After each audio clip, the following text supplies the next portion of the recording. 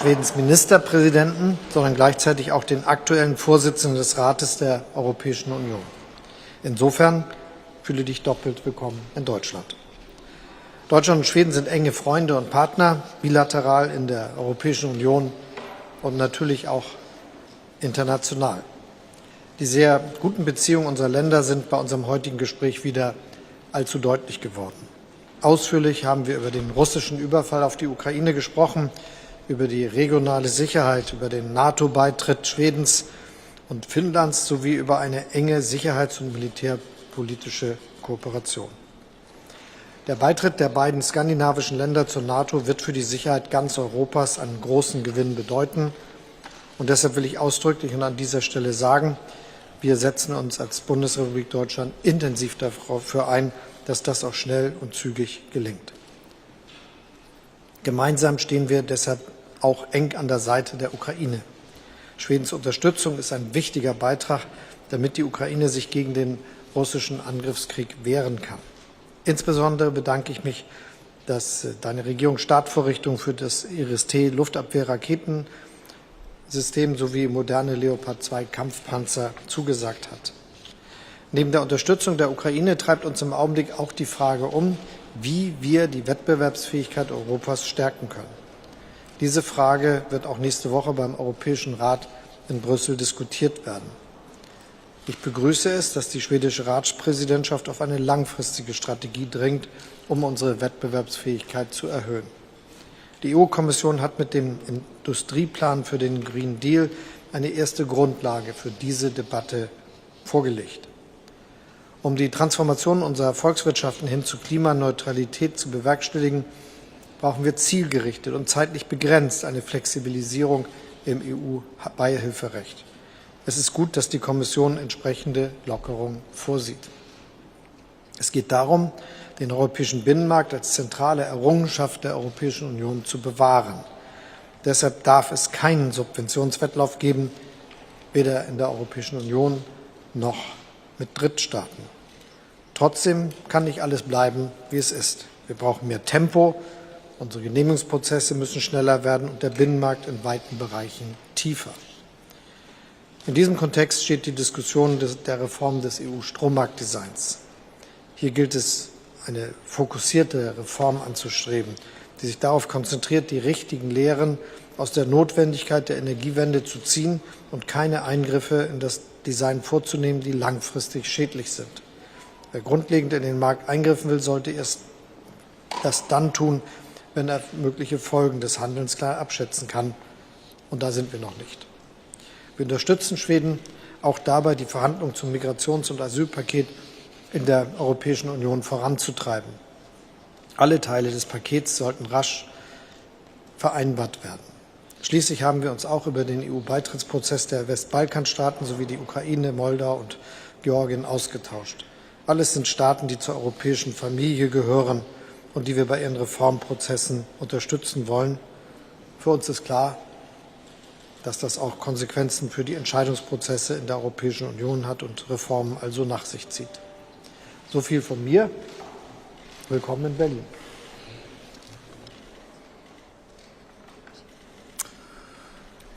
Bundeskanzler, dear Olaf, thank you so much for hosting me and my delegation here today. It's my very first official visit to Berlin as Prime Minister. It's truly an honor. There are so many similarities between our countries. These two engineering countries.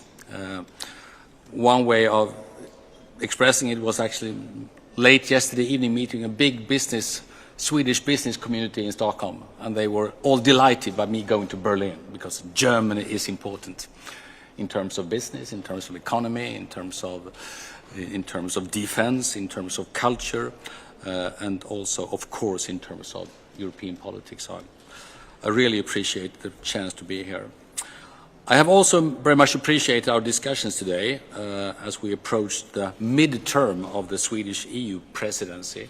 A lot of topics on the agenda, from the world geopolitical topics to minor but still important topics in Europe.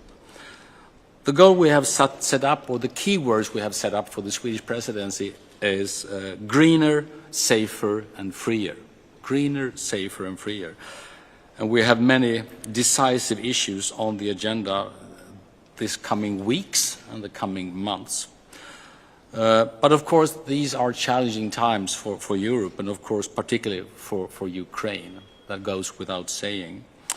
And as the Chancellor said in his interview with Fareed Zakaria, we will continue to support Ukraine. It is necessary that Putin understands that he will not succeed with his invasion and his imperialistic aggression. These are words of leadership for very many European countries right now. Together, Germany and Sweden are investing in European security, and I would like to express my thankfulness to the Chancellor for leadership in providing Ukraine with Leopard 2 tanks, the same Leopards that we use in Sweden and the same Leopards we also now provide Ukraine with. This leadership was an important step for us as well. Let me also stress that we are grateful for Germany's support for Sweden and Finland's accession to NATO, including the security assurances that you have expressed. That means a lot in the short run and in the long run, of course. Having all our friends in the Baltic Sea region in the same alliance, that will strengthen security in our neighborhood. To simply just have a look at the map and you realize why all these countries should be NATO allies. Today, the Chancellor and I have also had the chance to discuss Europe's long-term competitiveness, a question that has been neglected too long because of all necessary, more immediate things on the agenda. Crisis management has been proved as a core competence for the EU. We need also to address the long-term issues. Competitiveness is one of these. This is also a key priority for the Swedish presidency, and will be an important topic on the agenda for next week's European Council in Brussels. Germany is an important partner for Sweden on these issues. Few countries know better than we how you build long, important, successful, globalized companies and the skills that requires from individuals but also from countries. As one of our top trading partners, we normally say what's good for Germany is also good for Sweden. And I think that goes also nowadays. No other economy affects Sweden as much as Germany's. In recent days, important steps have also been taken in our transatlantic dialogue in these issues. As I stressed earlier today in my speech at the Hertie School, the discussion about the US Inflation Reduction Act is and has to be a debate between friends, where we seek the best possible solutions. Friends who try to promote the best in our ability and capability and willingness to fight climate change. And as a holder of the presidency of the Council of the EU, this is an important priority for us. We need a greener and more competitive European economy. First and foremost, this means strengthening the single market, making free movement of services a reality, getting serious about better regulations and accelerating digitalization, prioritizing research and development, and of course increasing trade opportunities around the world. These are some of the most important tasks ahead of us as part of a long-term competitiveness agenda. It is, finally, well known that Sweden and Germany differ on some energy policy issues, but we do agree when we say we need a holistic approach to energy, climate and business environments. Therefore, Sweden and my government drew very good inspiration from your government in establishing a super ministry with the responsibilities for all these important issues under the same ministry doors. These are some of the topics of common interest that we have discussed here today, and I look forward to further discussions. Thank you again. Thank you.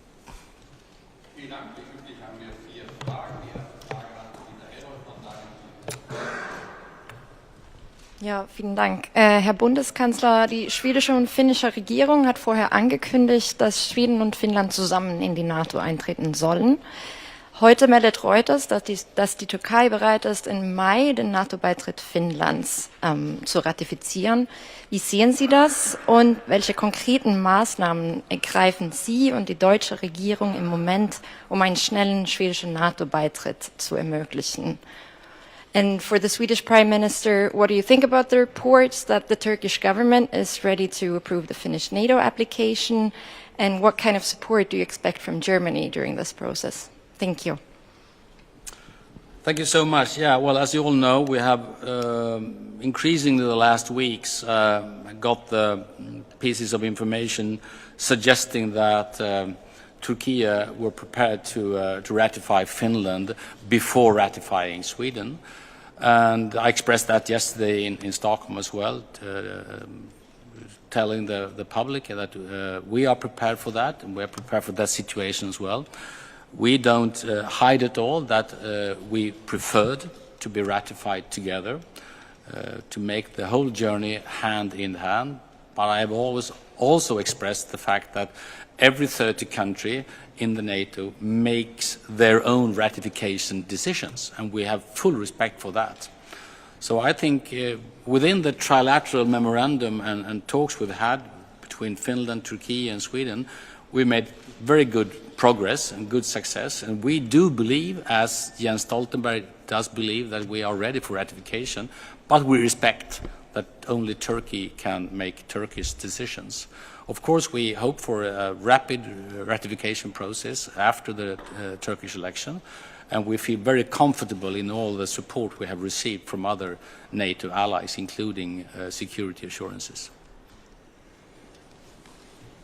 Es ist ganz klar, wir sind sehr erfreut über den Beitritt Finnlands und Schwedens zur NATO.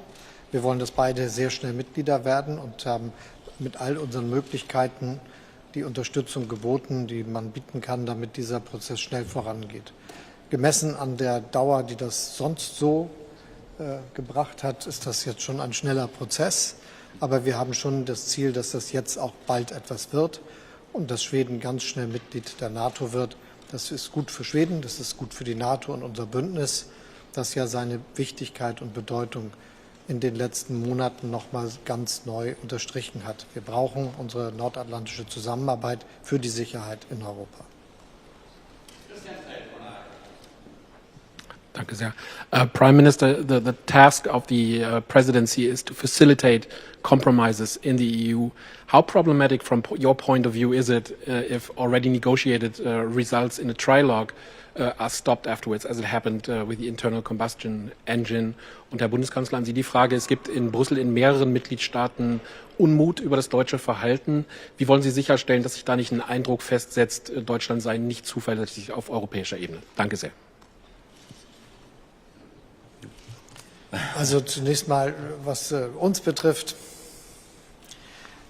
wir haben sehr unterstützt den Prozess, der mit dem gemeinsamen Ergebnis von Rat, Kommission und Parlament geendet hat. Da steht ein Text und der steht auch nicht in Frage. Diskutiert wird, wie wird ein Erwägungsgrund, der seit langem Teil des Textes ist, jetzt praktisch umgesetzt. Und das ist etwas, wo auch sehr viele andere Mitgliedstaaten finden, das sollte der Fall sein. Insofern bewegen wir uns auf der Fragestellung oder entlang der Fragestellung, wie sieht der konkrete Kommissionsvorschlag, zu dem sich die Kommission in dem Trilog verpflichtet hat, aus, dass das auch gewährleistet wird, dass die Möglichkeit besteht, dass Fahrzeuge, die nicht mit Benzin, nicht mit Diesel betrieben werden können, nach 2035 aber mit E-Fuels betrieben werden könnten. Und das ist keine unlösbare Aufgabe, ist auch nicht schwer und deshalb rechne ich auch bald mit einem Ergebnis. Im Übrigen kann ich die Berichterstattung, die Sie in Ihre Frage gepackt haben, über den Unmut andernorts nicht bestätigen.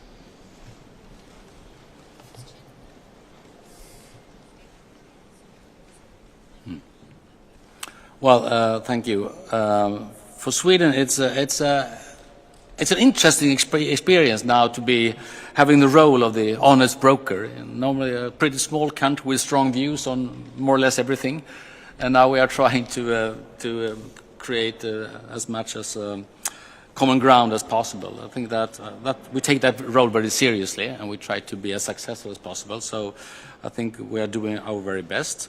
My reading is that there is a basic agreement on the fact that the original agreement is there. And now we are discussing a few details within that original agreement. I'm pretty sure that we will sort these things out. But of course we have discussed that, and of course we will do everything we can to help in these discussions between the countries and the Commission. I have good hope for being successful in that task.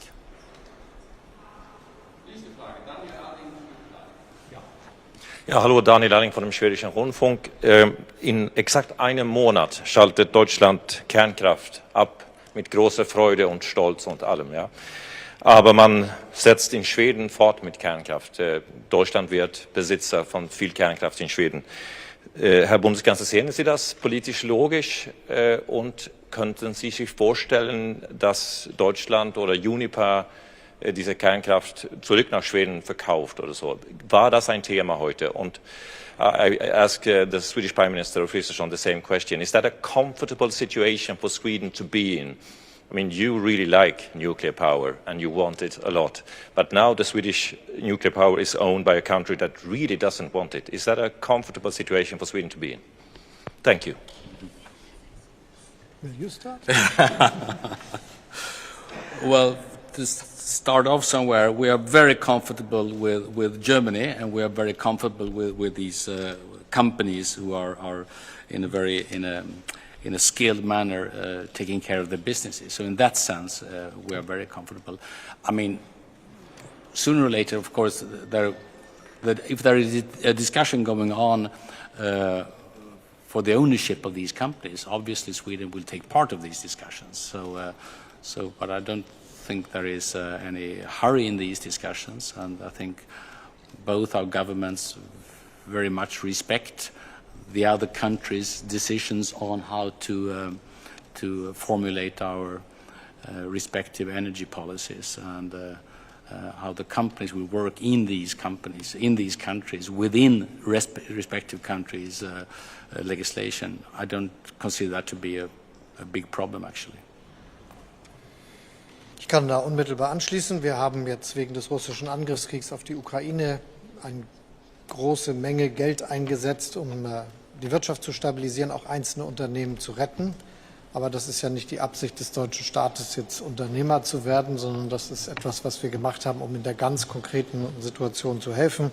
Jetzt organisiert sich das Unternehmen neu und wird auch Entscheidungen für seine künftige Ausrichtung treffen. Und die neue Führung des Unternehmens wird da sich erstmal alles Karten legen müssen und dann Entscheidungen treffen. Insofern kann ich nur unterstreichen, was mein Kollege hier gesagt hat. Es gibt keine Eile.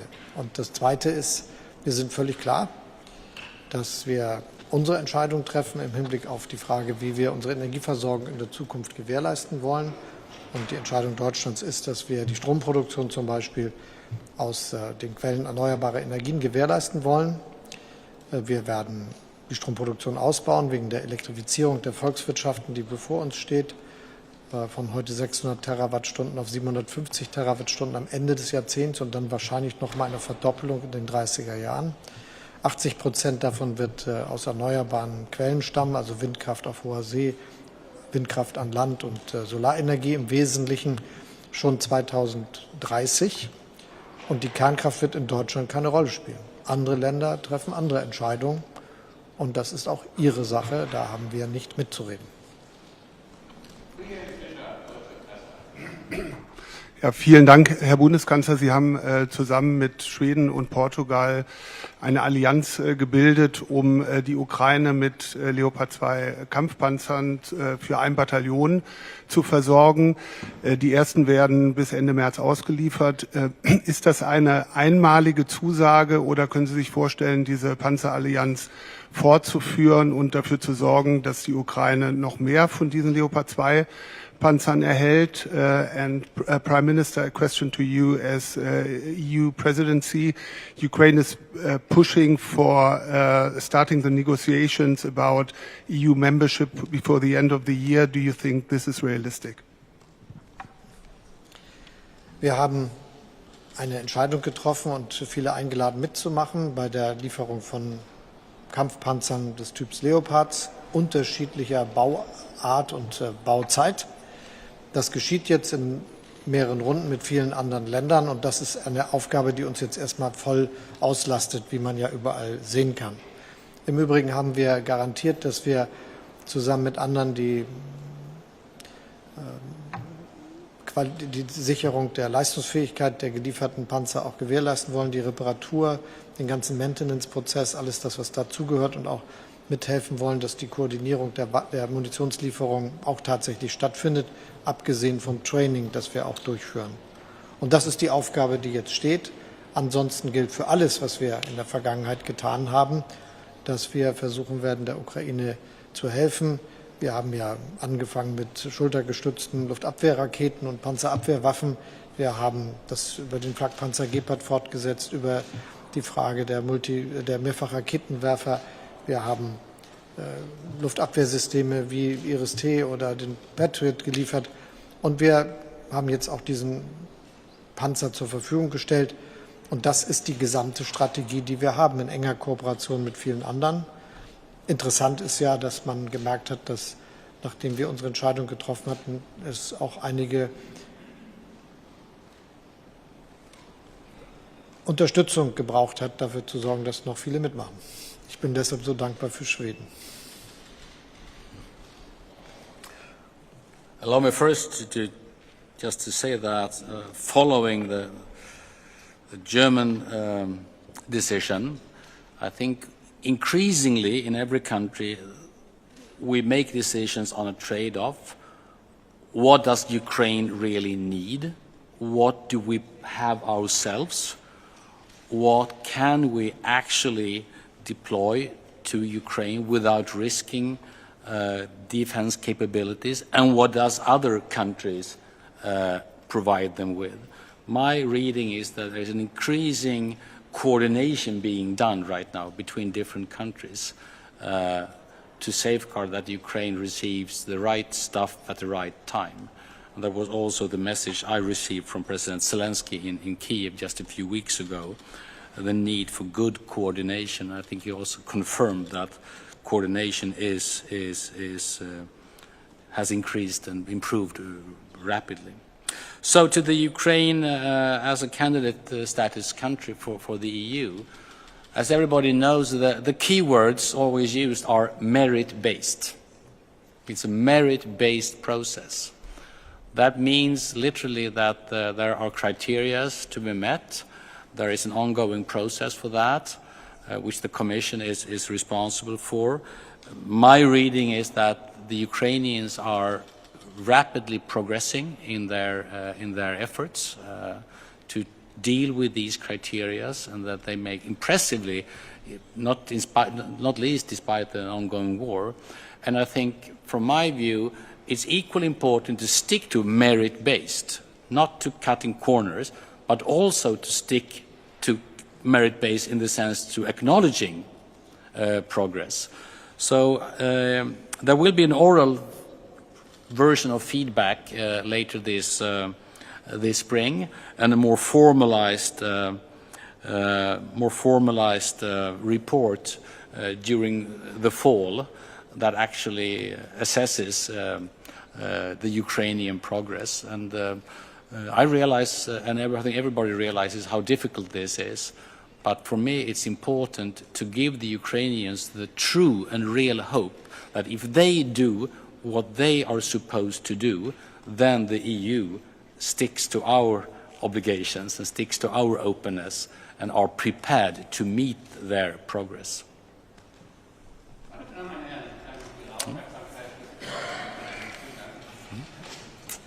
Thank you so much. Thank you so much.